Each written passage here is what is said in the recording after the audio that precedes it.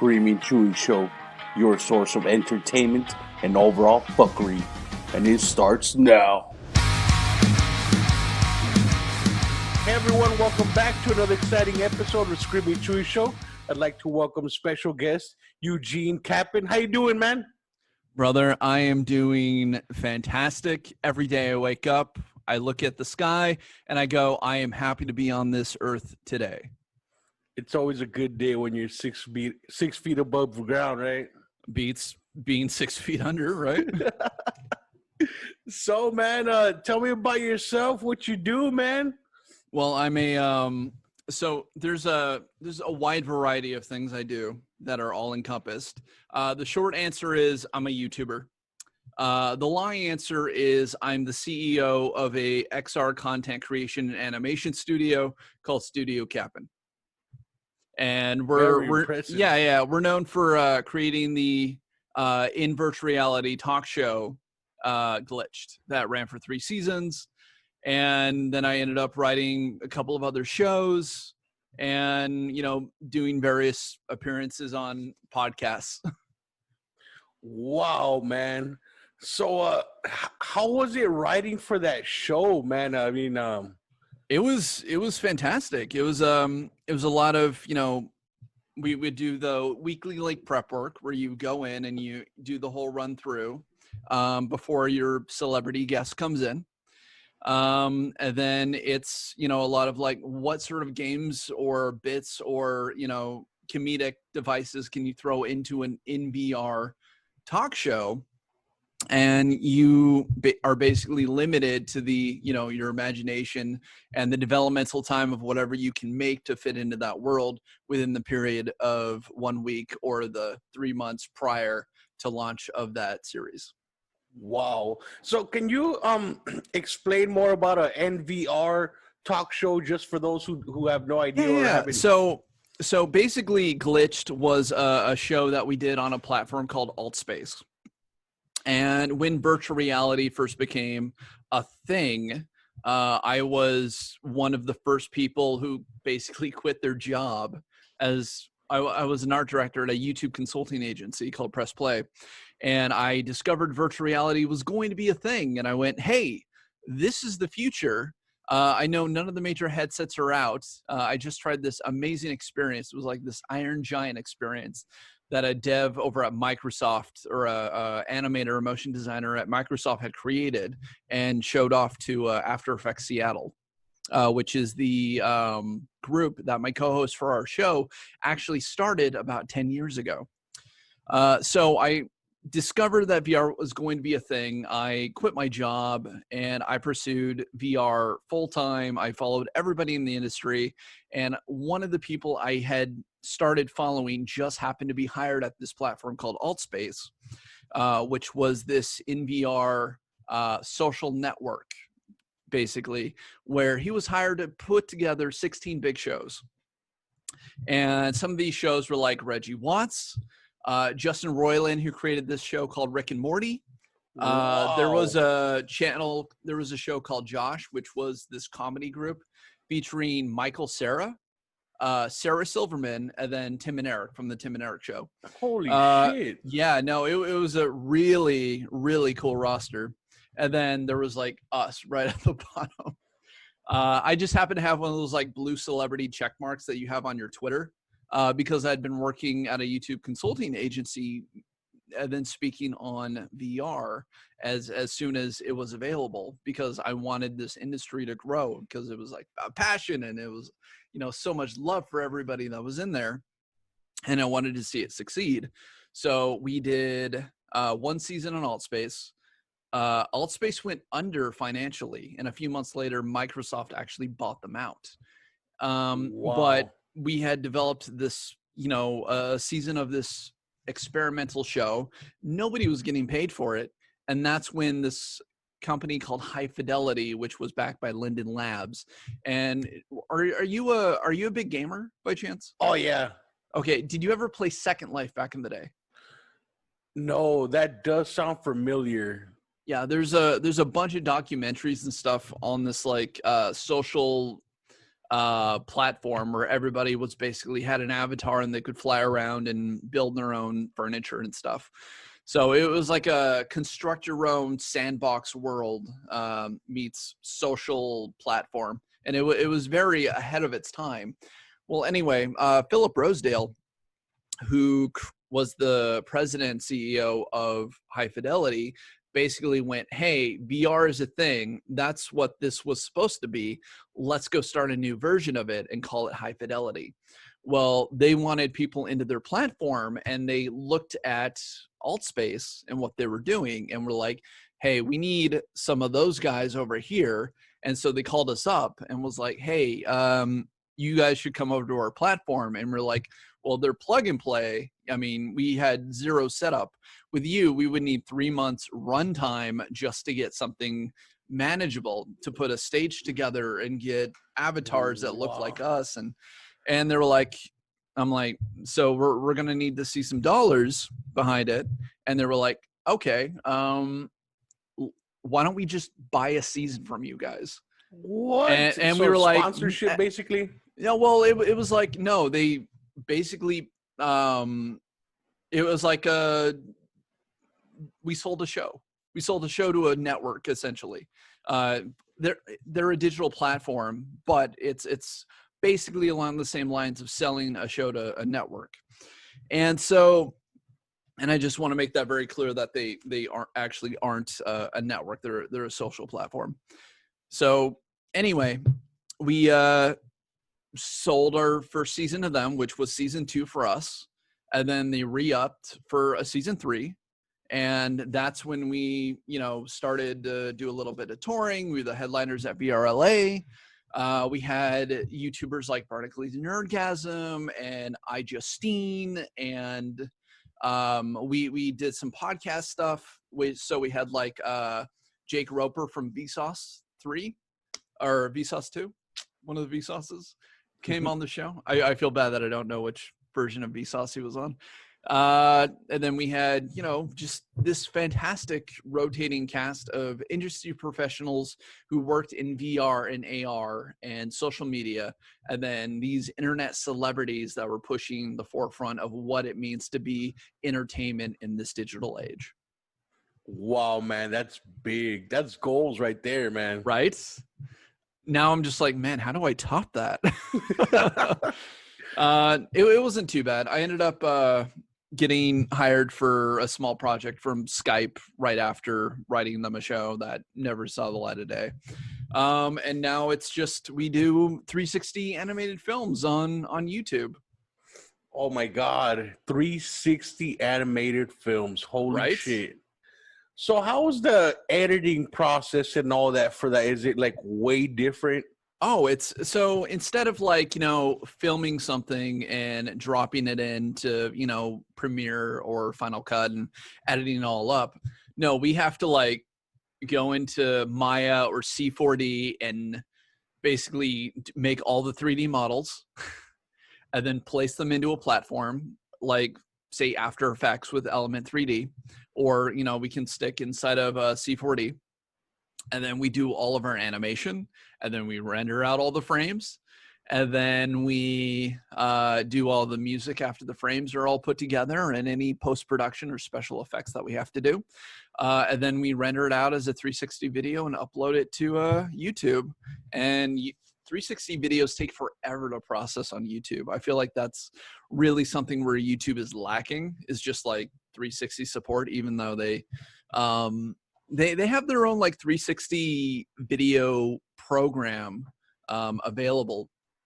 And it's so funny. The first round they did, it was like, if you have 10,000 subscribers, you can get in this program. And we had like 8,000 at the time. And then the following year, we're like, okay, we're almost at 20,000. Let's take a look at like, they're like, oh, now it's 100,000.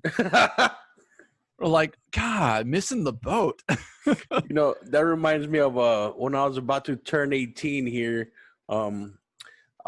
The casino, the age to go to the casino was 18, and I was like, yes, I finally get to go.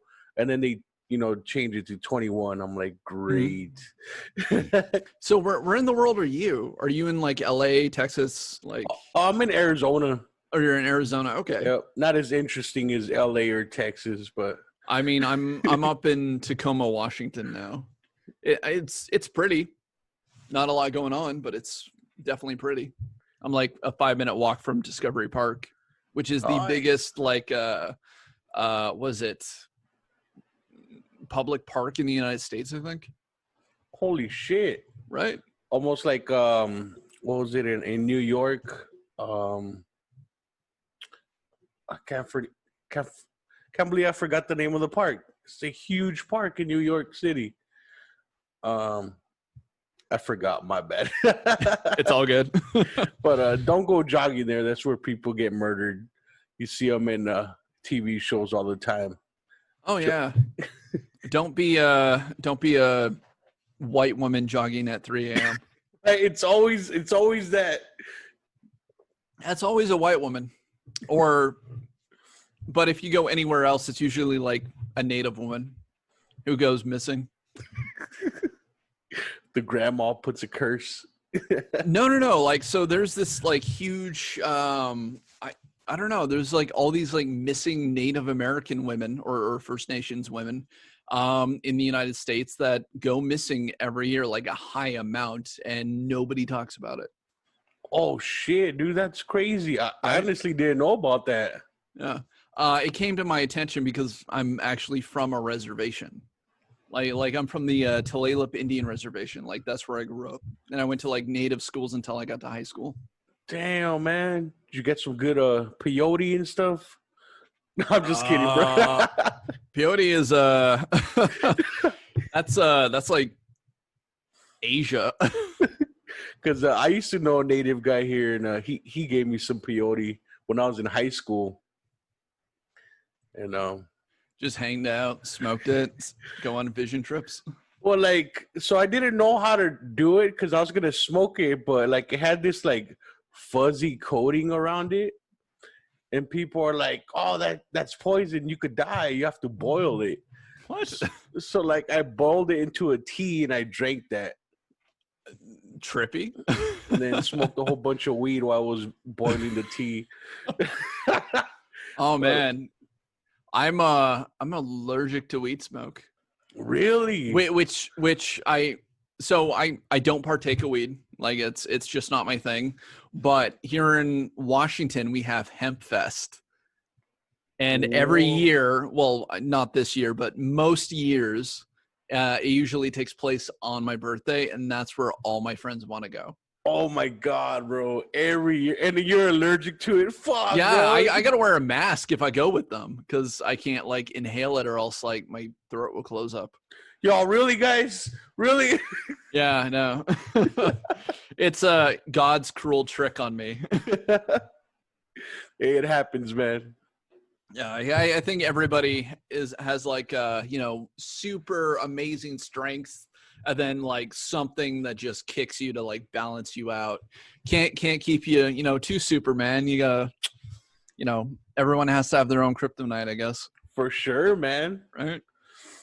So, man, tell me more about VR, man. That's very interesting. You want to talk about like the metaverse and how we're gonna eventually have the replacement of the internet? Holy shit, bro. So are you saying it's like a simulation or some shit? Okay, like so have you ever seen the movie Ready Player One? Yes. Okay, so in that version of the world, it's basically called the Oasis. In the Matrix, it was called the Matrix. In Tron, it was called something else. Well, anyway, there's always this version in science fiction where people are putting on VR headsets and being teleported to another world, right? And usually it's either done through a headset or through like a neural link to the back of your head, which I know Elon Musk is, currently trying to develop. That chip, right? Yeah. Or, you watch like Sword Art Online, fantastic anime if anybody is interested. Well, anyway, so for a lot of years we keep talking about this virtual world where everybody will be able to put on a headset or whatever else and go and basically live their second life, right? Wow. Right. So instead of going to the library and looking for books and stuff. You might put on a headset, be teleported to the library across, wherever, and suddenly have access to every book ever made in a digital library. Or you might, go, hey, I want to be a Jedi today, and I'm going to fight, blocks coming at me, and that's how I'm going to work out. And that's, when you start playing Beat Saber, right? Oh, dude, I always wanted to play that. I've seen so many videos of that, and it looks so much fun. Me and my partner, Topher, we get very competitive about Beat Saber. And what we found out is he will always be better than me at any new level that comes out of the gate. But if we start doing it at the same rate, I eventually surpass him. And we got sponsored to go to VidCon one year. And most people don't know this, but there are two VidCons. One is the convention where all the fans go, and the other one is at a hotel down the street where all the influencers stay. The VIPs, huh? And that is the VIP. And we were sponsored to be at the VIPs. Oh, fuck, man. That sounds like fun right there. Yeah, no. In like a span of 10 minutes, I saw like Jenna Marbles, Markiplier, and Freddie Wong just like hanging out all in the lounges and stuff. And there was this room where we were, and we were doing our podcast from, and we were just bringing in influencers we found, and they would sit and we would do the show. And whenever we weren't doing it, we would of course be roaming, networking, doing all the thing. And all the MCNs that want like the big YouTubers over there, they buy rooms at these places and they pimp them out. And they basically go, hey, if you like our style, you should, sign with us. And I don't recommend signing with an MCN ever, because odds are, unless you're like the top 1% of YouTubers, they aren't going to care about you. Really? So they just use you basically? Yeah, they just use you to pump numbers. And they're like, yeah, look at all the free stuff we're going to give you. And it's like the same analytics tools that you're going to get with like TubeBuddy or Social Blade. That's all it is. Also, they're like, YouTube has its own platform for getting sponsorships and stuff. Like, you don't need an MCN unless you're trying to put together like a major studio to produce like bigger content like films and stuff. Like, it's just not needed. So anyway, we're going through the MCNs, and downstairs we see they put up a Beat Saber booth, and we walked over like, oh, what's this? Right? And he goes, oh, it's this great game called Beat Saber. We're like, Beat Saber? You should tell us how that works, right? Bro, it sounds like Grandma's Boy when he did the dance off. Oh, it's exactly that. And I was like, dude, hey man, if my buddy beats the score by your top score, because they were keeping brackets and the first place winner gets a guitar. That was like the competition for the weekend. If my buddy here beats the top score by at least 10%, can we get some free stuff? And I should have asked for the Nikes that they had, because they were like, yeah, we'll give you some t-shirts and, all this other stuff in a duffel bag or whatever. And we're like, oh, okay, cool. He fucking doubles the score. Holy and they didn't reset it for his height. So he's like crouching the whole time, destroying the previous. And then he shows up 3 more times over the weekend just to beat his own score. Just to show him what's up, huh? Yeah. No, but they called it a day early because nobody could get within 100,000 points of him. Fuck. No, he left with that Fender guitar. And like Fender was like, oh no, here you go. They took pictures and everything and they tweeted about it. It was great. Wow. So being that good at Beat Saber, he must be a really good Jedi, I would say Topher's probably top 100 in the world, if not top 200. It's a great game, and I definitely think VR sports are going to become more and more of a thing over the next couple of years. I mean, there's Beat Saber, there's Echo Arena.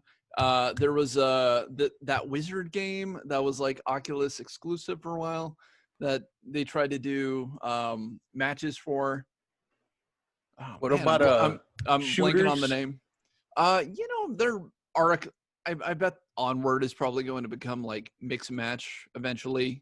Get those like champion players all up in there. I seen there was like this little treadmill type of thing that you could kind of Oh, has the a heart. Omni Walk. Yes, yes. Yeah, I've tried it. I don't like them. Was it awkward? Oh, it's so awkward. Like it doesn't hold your body in place well enough. So if like I'm trying to run, I'm like basically bent over trying to run as hard as I can, and the controls are not great. So I'm like trying to play Skyrim and shoot fireballs, and I'm like half in a wall. Okay, because Yeah. I'm fat, so I think it'd be more awkward for me. You know? I would say probably get one of the sit ones. And then you can just run your feet, and then it won't be so awkward. There's also the ones where you just kind of run in place, and the reasoning behind. Okay, so even though I think the technology isn't there for like the OmniWalks or any sort of VR treadmill, I think it's good that we're thinking of that because it's a potential solution to VR sickness. Oh, So yeah. nice. So when you play VR for a long period of time, if you're not adjusted, you'll get reports of people, feeling sick playing it. And the reason behind that is because there is a disconnect between what you're visually seeing and the inner ear fluid that you use for balance. And when there's that disconnect, your body goes, "Oh, hey, something's wrong. I better let you know." And that's where you're like, "I'm starting to feel sick." But if you're constantly moving and you're being tracked accordingly, and the frame rate is 60 frames or above, 90 would be best, it starts solving that issue because everything starts matching, 1-to-1. Holy shit, that's crazy. So, what do you think about the human mind? I mean, because obviously we have a frames per second, right?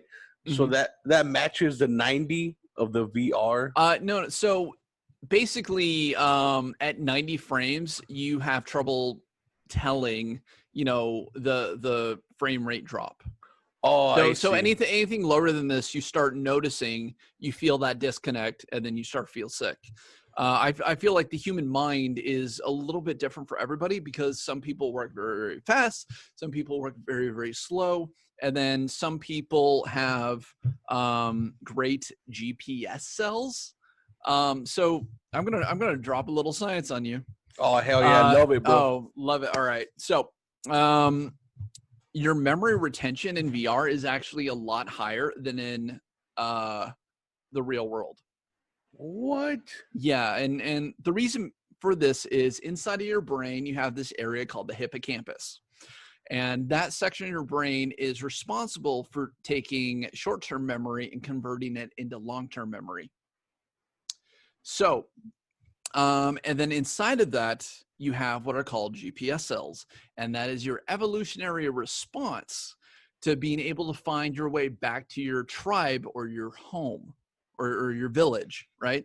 And so when we leave the house and we get in our car, they fire off. When we get to the edge of the street, they fire off. When we get to the highway, they fire off. When we get 10 miles down the road, they fire off. And it's basically making little genetic mental notes. Your synapses are firing off, so you can get home afterwards, to your safe Wow. space, your place of safety, so you can survive, so you can go out and forage and hunt later on, So that's right? the mental map kind of thing. Yeah. So what they found out, so there's this study done on mice where they took a mouse and they put them in a maze. And then they took another mouse and they put him on a rolling ball that was with a little VR headset and like screens wrapped around it, right? Yeah, so they're like capturing, how the brain works, and he's like looking on these screens, and when he runs on the ball, it moves where you are in the screen, right? And what they found out was if you're in VR, those GPS cells fire off more frequently and randomly. Wow. So if you're in VR, you're going to have a higher retention of memory recall and long-term memory based on that. So basically, if you want to learn a new skill, do it in VR because you'll get it a little bit faster. So it's literally like Neo in the Matrix when he's like, I know karate. Oh yeah. So we're gonna get to that point where it's just downloading information. I know there's already tests being done to basically install information directly into your brain. Holy fuck. Dude, we're gonna get to that point. It'll be amazing. Be like, oh yeah, I want to learn Japanese. Oh, konnichiwa. You know. Then you get Wi-Fi directly to your brain. That'd be interesting. So in VR, I mean, this is a little off topic, but I just want to hear your opinion. Sure. What do you think of VR porn? This is perfectly on topic. I mean, I just had to throw it out there. No. On our show, we actually had Ella Darling, who was the very first like in VR porn actress. Whoa. So we met at a VRLA, and she came on our show several months later, and super nice, by the way, just lovely person in general. But she's a big old nerd. Like she builds robots that what? No, she builds like robots that people can control via Twitch chat to like feed her dog. That's stuff crazy and stuff like this. So anyway. I think the porn industry drives innovation and technology. The reason we use DVDs over Blu-ray is because porn was, on DVDs more than they were on Blu-ray, right? And eventually because of the way that the porn industry is driving touch sensory through like apparatuses that you attach to your genitals that transfer from one person to another. I think touch suits are going to be developed even faster than they currently are now. Yeah, like there's there'll be like a couples thing, right, for distance relationships. Like there's a fleshlight and like a vibrator. Well, those actually exist already. Mm-hmm. And they measure like rotation and warmth and pulse for when you're going up and down on things, and then they take that information and they send it over Wi-Fi or the internet, and they try to duplicate it on the other side by the other sensory device. So you think they'll have that technology but for a whole body suit? Oh, probably. I would put money on it. That's nuts. Wow. I mean, that's basically like a lot of rumble packs just put all over, right? Very true. Hey, like that jacket you put on for VR gaming when you get shot, it like so you feel yourself getting hit, yeah. Uh-huh. Except for instead of just your chest and your arms, you get it for everywhere. Damn, that's pretty badass. I never thought about that. Man, I feel anybody who's into pegging is going to heavily invest. Take my money. Strap it on, boys. Wow. So VR, like I've never actually experienced it. I've always wanted to. But technology advances so fast. And right. If you had to guess, how close do you think we are to that oasis that you were talking about? Oh, until we get to the metaverse? Probably 10, 15 years. So do you think I mean that obviously that's exciting and so I give talks on how to actually get to the metaverse. And there's a couple of like key components that we're missing. We're not quite there yet. One is internet access at a high rate.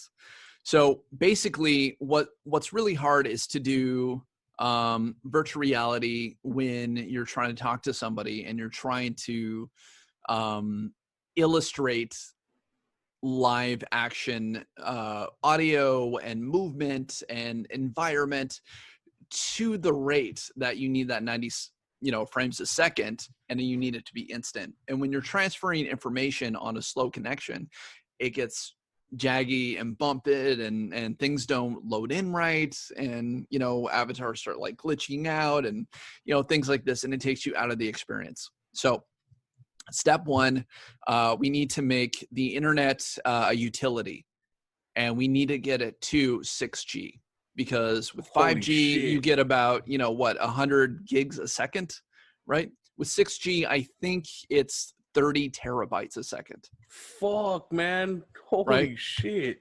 Right? Can you imagine like trying to live stream on 30 terabytes a second wirelessly? It'd probably look better than real life. I can see the future. It's rendering ahead of time. So the second one is we need the headsets themselves and the PCs themselves to actually be high enough quality for enough textures to like load in and render and that sort of thing. And I think Google Stadia is really interesting to me, because everything can be produced on a server, away from the end user. So you can get the most high quality render intensive game on your smartphone, right? Something that would take a $12,000 to $15,000 PC, you can get on your, $200 tablet, and it would look the same, right? Right now we're playing PUBG and Call of Duty on our phones now. I mean, we're getting there, but I don't think it's there yet. So I think things like Google Stadia are really promising, because it takes the equation of render intensive PCs out and makes it more accessible. And then with the VR headsets, even though we have, there are a couple of headsets out there that are like human eye level, but they're like so expensive the average person can't afford it. So we need the technology to catch up to what people can actually afford, and then mix that with the utilities of the internet on 6G. There you have it as far as accessibility. The next thing is interconnectivity and the ability to have representation of your, self imagery in VR. And I think VR chat is actually doing a really good job of this, but you need to have it cross-platform. So when you can have a live version avatar of yourself that's like photogrammetry and looks just like you, and you can be that version of you in, PUBG or whatever, when you can be that person or version of you in Beat Saber and any other VR game, that's great. That's where self-identity really comes into play. And if you think you're a 12-foot wolf man, good for you.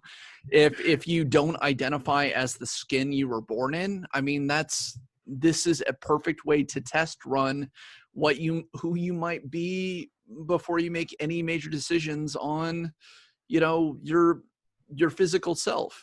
If you were born a man and you really think you're a woman, you can test run being in a skin that might feel more home to you before you actually pay tens of thousands of dollars to have, surgeries that you feel are necessary. And you can verify that, no, this is the absolute correct decision for me. That's mind-blowing, because there's actually many people that have the surgeries and years later they regret it. But wow, this is amazing. Like you were saying, you can test run it. Yeah. And then the final thing is that for all of this is interconnectivity through the different programs. So when we go to a web page, we can instantly load up a new web page. I mean, from one to another, right? Open up a social link, it opens up Facebook. From there, we can open up CNN news, or we can go to YouTube and watch a video. Well, we can't do that with VR right now, because because loading programs is actually very render intensive. So you can't instantly teleport from, VR chat to Beat Saber. It takes a few minutes for it to load up and get all the textures in and whatever mods or modifications that you have for your avatar or setup, those have to be accounted for. But when you can actively open up a portal door in whatever game you want to go to, walk through it and instantly be there, I mean, that's when we've hit that stride of the metaverse. Wow. So once we get all those things put into play, we are there. I give it a 10 to 15 year runway. We're working very hard on creating, those experiences and how they interconnect with everything. And it's up for guys like myself and my colleagues to really push the boundaries of what this technology can do versus socially and storytelling wise, and what the technology can actually do. Wow. So loading will be as fast as, just walking into another door in real life. I mean, right? When we get 6G, right? 30 terabytes of information a second. Holy shit. At that rate, you can get realistic textures. You can get fully rendered things, so you don't have to unrender or re-render things. So you can preload things so there isn't a delay, which is great. Because that's like, what if you were like, in a video game, and instead of like walking to the door to get to the next point, you get that big loading screen, like loading next scene. But what if it said, hey, you're 15 feet from that door in the video game. Odds are you're probably going to walk through that door very soon, because that's the normal progression of the video game. We're going to quickly load up the next level, so it's seamless. So once you go through the door, you're in the next level, and there's no way. That way it just feels like it's part of the same level. Wow. Or you're not in VR porn. You're about to finish and then buffering. No! No buffering for you. So this is very interesting stuff, man. And what do you think about this technology and any negative effects? Do you think it'll like affect humanity's evolution in a negative way? Like, will depend on technology too much? Well, here's the thing. With every new generation, you have your own successes and pitfalls based on the technology that's readily available to you. No technology is inherently evil. It's just you have terrible people doing terrible things with it. I agree. Right? So that's, while we are the most connected group of mammals to ever exist, in the timeline of humans, we also have like sex trafficking. Oh yeah. We have people doing cancel culture even when it's not needed, right? Like we have Rick and Morty. Yeah, we have people who run false news stories, to sell ads, right? And big time. And mom, she didn't grow up with the internet. She's not fully aware of the consequences of what's real and what's fake. They just, take everything at base value, and they're like, that's a good oh point. my God, did you hear what, so-and-so politician did? I'm like, no, that's an Onion article, Mom. Yes. Or the satire, right? Yeah. I mean, even if you look at like, say Fox News has to put on their website that this is for entertainment purposes only. Wow. Because the news that they have is so opinion based that the fact that they can't call it facts 100% of the time is, telling of the audience, because they're pandering to certain people with certain core beliefs and who basically are running inside of an echo chamber, right? So it's just reinforcing the little things that they think, and they're like, oh no, so-and-so says that's right, so it must be right because it backs what, I thought. But when new information that may be correct comes into play, it's called cognitive dissonance. And it basically goes, oh, this challenges my core beliefs. I'm now mentally in pain, so I'm going to reject that information because it challenges my beliefs. Yes, and you see that in the internet all the time. People all the arguing. time, all the time. And so again, technology is not bad. It is just bad people do bad things with it, and then good people do good things with it. I think it's funny how you were mentioning about, like, you know, older people not realizing the satire articles and stuff like that because of technology. I think that's fucking hilarious you talk about that, because not a lot of people talk about that. But, you know, like, I'll show my mom a meme, you know, it's like somebody's face and they'll say something funny, something relatable, and you show her a meme and she'll be like, who is that? And I'm like, never mind. I love my mom, but every once in a while she shares a story like that, and then her friends who are at that same age jump on to like reinforce it and be and then like, look, I'm 35 in 6 days. Like, Nice. I'm in my mid 30s. And the fact that you have people in that like age range go like, I remember when, you know, your diapers were being changed. I'm like, I'm old enough to run for president. What is wrong with you? Like, that doesn't work anymore.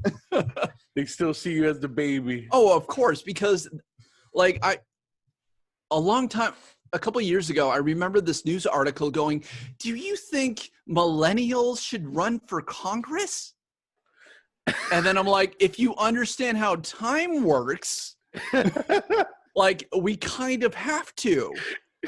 To keep it going, right? Yeah, no, it's really interesting. Like, you do have these lifetime politicians who, you know, grasp to the old ways, and then you have, you know, basically sessions where they call in big tech giants, and then they, you know, ask them very basic tech questions, and I'm just like, are you kidding me? How do you not have a 22-year-old intern working for you to explain how WeChat and Facebook aren't the same company? Yeah. Right? Yep. Or, you know, there's right now we're in talks about this whole like TikTok ban, right? Oh, yeah.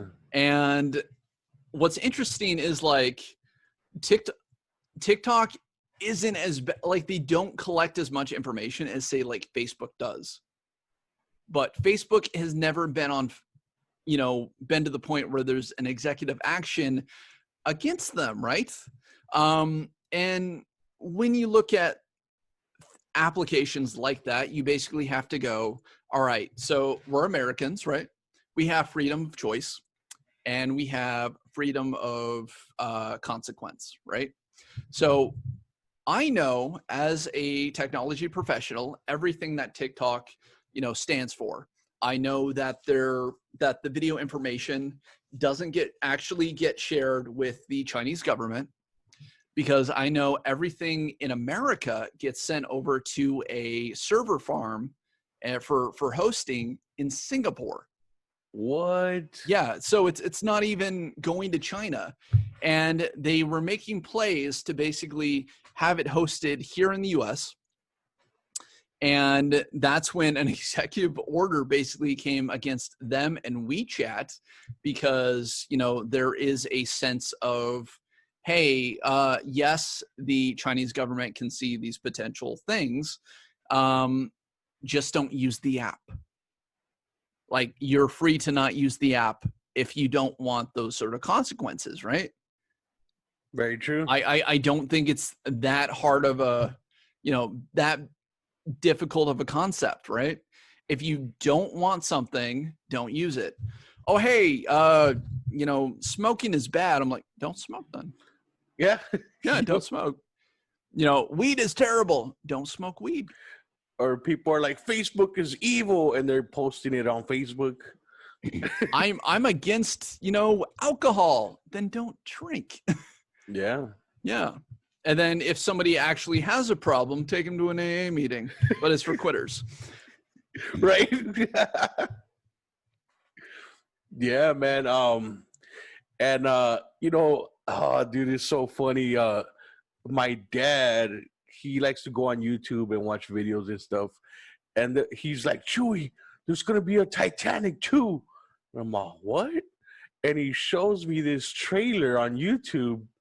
and it's so fucking fake. It's like Jack is back out of the ice, and like with this like poorly CGI block of ice. God, I know people that make those videos. Yeah, so you know exactly what I'm talking about. Oh, of course. And then they got like, you know, splices of other scenes of Leonardo DiCaprio's movies and put them together to make a story. And I'm like, Dad, this is fake. He's like, what? I'm like, but you know, he's not familiar with that. You're gonna love this. We remade Avengers, the first part, Infinity War. We remade the trailer, but everybody had googly eyes. Oh, I love that, dude. I gotta look that up. It's on the YouTube channel, man. And what's your YouTube channel again? Studio Cap On, like you put a cap on your head. Nice. Oh my God, dude. Last part, all one word. So studio, then capping. And we're about this week. We'll hit our 10 million view mark. Fuck, man. Right? Holy shit. And we're getting ready to release our next 360 video. I was actually working on it right before, you know, we had to jump in to do this, and it's Sonic the Hedgehog. And how long did it take you to get there, if you don't mind me asking? So we rebranded, and we really started to hit our mark about 2.5 years ago. Damn, man. Right. But if you look at the Social Blade analytics for future projections, we actually know in about a year and 8 months, we're going to hit our 100,000 subscriber mark. So it keeps us motivated, and that's only if we don't upload another video, because we have so many videos that are evergreen that keep getting more and more views. So I mean, we did the Super Mario video that, you know, went viral. We did Pac-Man's Haunted House, which was great. Pac-Man's Haunted House? Yeah. I took a look at like the layout for Pac-Man. I turned it into a haunted house, and then I put the ghosts in there, and you're basically playing as Pac-Man going through the maze. That's fucking badass. Yeah. We also did my first VR project that was my first success is on there. It was actually the #1 360 video rental on Steam when it launched, and it was the #1 for about 30 days. It was also a official selection at the Seattle International Film Festival, and it debuted at Seattle Fashion Week. Damn, man. You got me all excited about VR now. Then I'm doing my job, Chewy. I'm just afraid of falling. I see so many videos of people, but they just lose where they're at, you know? Sit in a chair. Sit in a swirly chair. Oh, right? I really want to try those VR zombie games. Fuck, they look crazy. Oh, man. There are a lot of really good ones. Let's see. I can pull up my Steam list and see about like what are some good games. #1, the Rick and Morty VR game. I recommend. Fuck. Right? I love Rick and Morty. Who doesn't like? Okay. Accounting is probably one of my favorite VR games ever. I love putting people in it for their first time. Beat Saber is great. Blasters of the Universe, if you're a fan of like 80s content. Oh, is that like the Alien Invasion or what's it called? No. It's basically like a retro shoot 'em up, but it's inside of VR. Oh shit. Yeah. Half-Life Alyx is one of my new favorite VR games. When I was at a Half-Life game? Yeah, they came out with a VR only Half-Life game. What? And it was like the newest Half-Life game in like a decade. So, fun fact, I was at SIF when my film was showing, Journey VR, and I went to a panel that Valve was actually giving, and I answered a question, and they gave me a family and friends pass, and I entered it, and it gave me their catalog, and what I didn't know was it updates. So when it launched, it ended up in my library automatically, and I didn't know for like 3 days of having it. And I was like, oh, I have Alex? What? So me and my roommate, we like played it for the next 2 days. It's great. Damn, I definitely got to try that. I'm a big fan of Half-Life, and I was kind of like with everybody else, they kind of just gave up. They're like, oh, they're not coming out. Another. Buddy, if you have the money, get a Vive.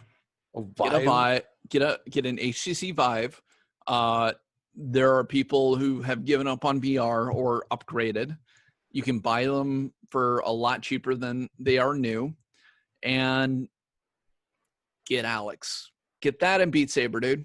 My roommate, he lost 70 pounds playing VR. What? Yeah, what? No, he was like this big dude with a Viking beard when I first met him. He's slim and trim, and it's all thanks to playing VR. Was it Beat Saber or anything? It was Beat Saber. He lost 70 pounds playing Beat Saber. Bro, and then I like the music on there too. Beat Saber and God, what is the other one? It's not PUBG. It's not CS:GO. Standout. He was playing Standout. And because in VR, if you want to crouch, you have to physically crouch. What? He was doing like 500 squats every time he played. Holy shit.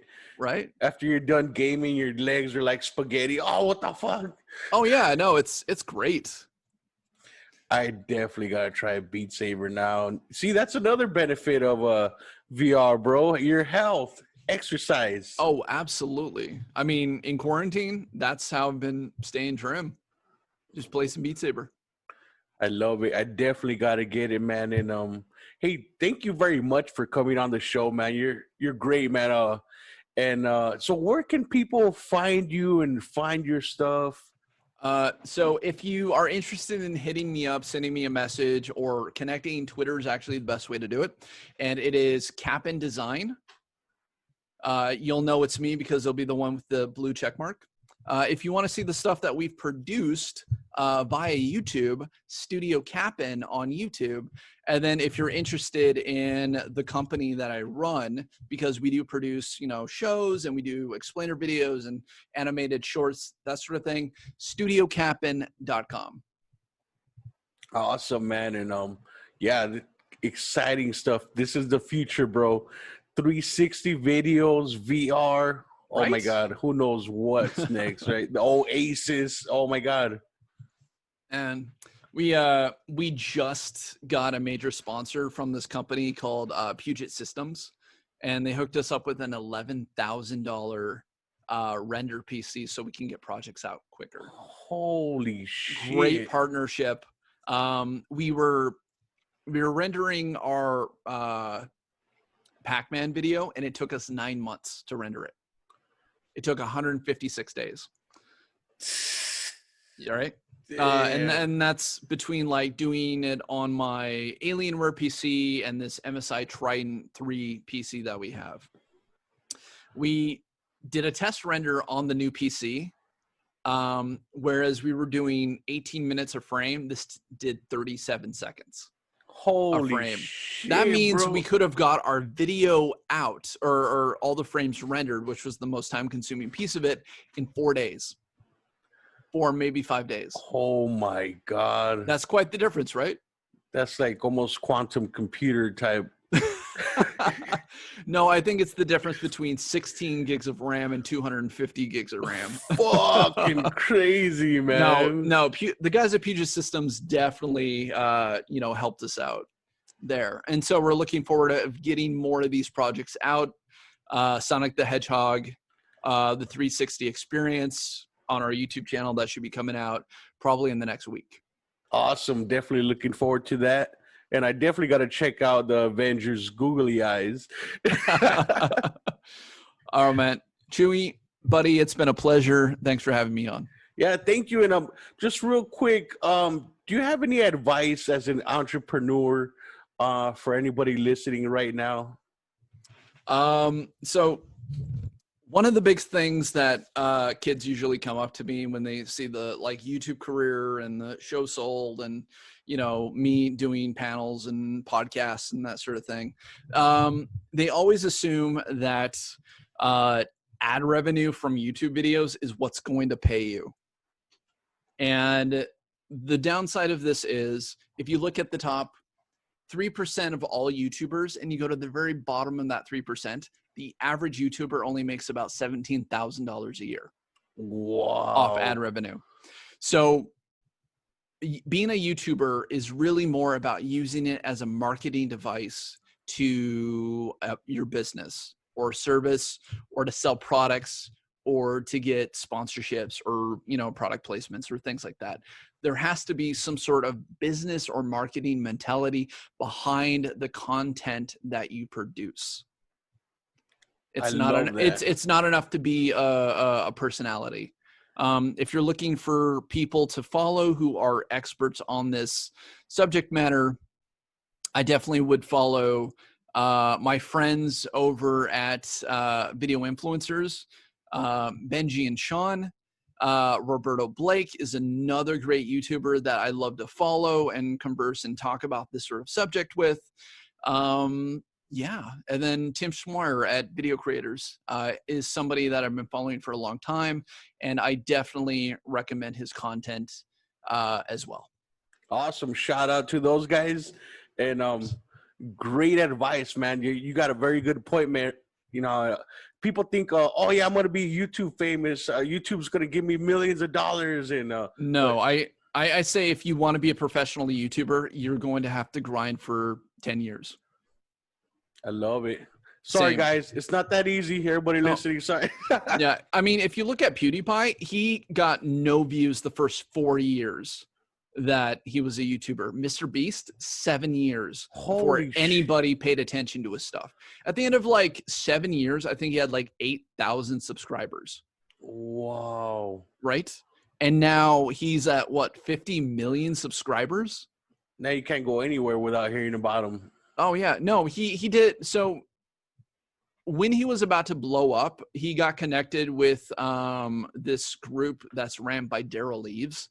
And Daryl Eves is like one of the most influential behind the scenes YouTube people I've ever had the pleasure of shaking hands with.